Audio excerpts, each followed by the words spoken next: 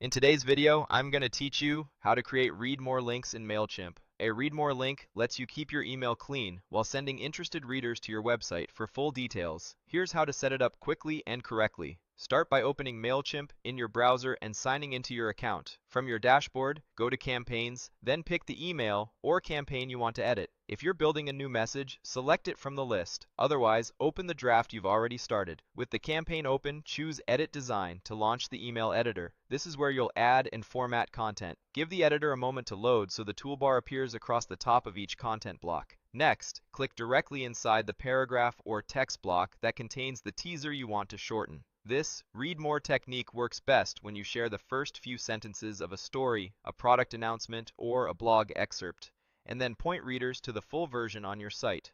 Place your cursor at the end of that teaser and type the words "read more." If your paragraph feels too long, trim it back to a clear, engaging summary so the link invitation stands out. Keep the phrasing simple. Read more is familiar and accessible, but you can keep your brand voice consistent by surrounding it with a natural sentence ending. Now, highlight the words "read more" you just typed. In the editing toolbar that appears above the block, click the Link button.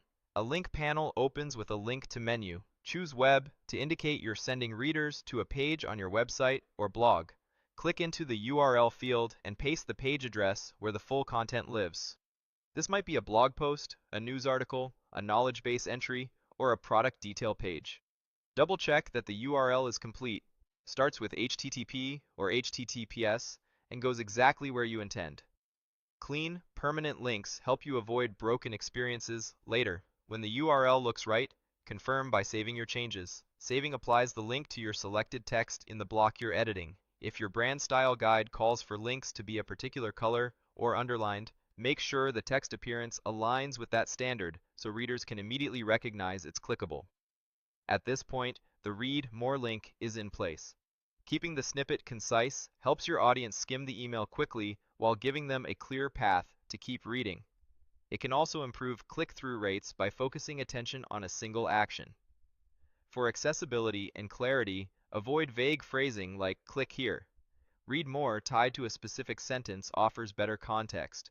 If you want to emphasize it slightly, keep the wording the same, but ensure sufficient contrast and clear link styling. Use a destination that loads fast, is mobile-friendly, and continues the story without forcing the reader to hunt for information. If you use analytics, make sure your site captures traffic from email so you can measure engagement after the click.